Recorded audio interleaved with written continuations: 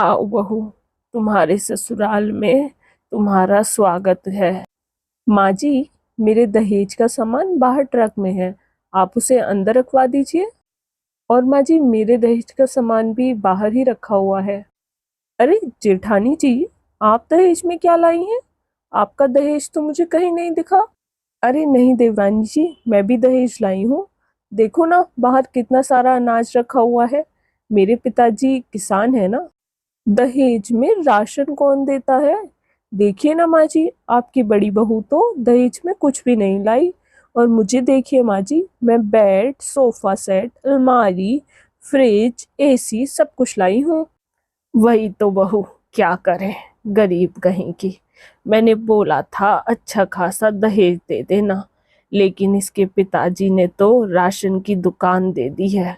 अचार डाले इतने सारे राशन का। अब हम कुछ सामान लाती तो 4 लोगों में मैं दिखाती भी कि बड़ी बहू ये लाई है।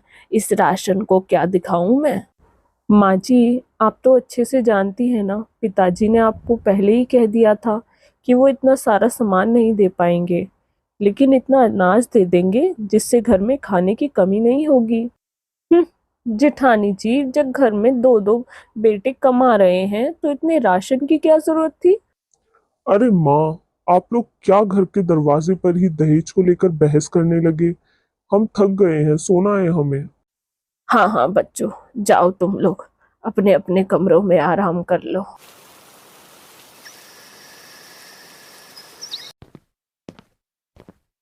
ओ जेठानी जी, ये गैस सिलेंडर मैं लेकर आई हूँ अपने दहेज में, इसलिए पहले अपनी पहली रसोई मैं बनाऊंगी। तब तक आप सब्जी काट लीजिए। वैसे मन तो नहीं है मेरा कि मैं अपने दहेज का सामान आपको छूने दूं, लेकिन सबके खाने का ठेका मैं थोड़ी लूंगी, इसलिए बना लेना आप। ठीक है देवरानी जी, आप जरा जल्दी बनाइएगा, फिर मुझे अपने राशन के चावलों से खीर भी बनानी है। हमें तेरे राशन के दहेज की जरूरत नहीं है। मेरे घर में इतना अनाज पहले से ही है, पहले वो इस्तेमाल होगा। मुझे तो लग रहा है तेरे राशन के दहेज की हमें कभी जरूरत नहीं पड़ेगी। फालतू में इतना अनाज ले आई है। कुछ देर बाद सभी लोग एक साथ बैठकर खाना खाते हैं। माही अपने दहेज में लाई हुई मशीन में कपड़े धो रही होती है। तभी वहां सुमन आके कहती है। देवरानी जी, मेरी भी कुछ साड़ियां हैं, आप उन्हें मशीन में धो देंगी? हम्म क्या कहा आपने? आपके भी कपड़े धो दूं? जानती भी हैं आप कितनी महंगी वॉशिंग मशीन है ये? पूरे 50,000 की है। कभी आपने अपने मायके में भी वॉशिंग मशीन में कपड़े धोए हैं जो यहाँ धोएंगी आप? हाँ सही तो कह रही है छोटी बहू।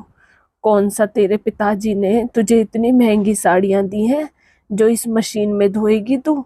जाकर उन्हें हाथों से ही धो ले। बेचारी सुमन चुपचाप वहां से चली जाती है। माही बस हर वक्त सुमन पर अपने महंगे दहेज का रोब झाड़ती रहती। इसमें उसकी सास ईरावती भी उसका साथ देती थी। मुकुल और मनीष एक ही कंपनी में जॉब करते थे। उस कंपनी को भारी नुकसान होने के कारण कंपनी बंद हो जाती है और दोनों भाइयों की जॉब चली जाती है।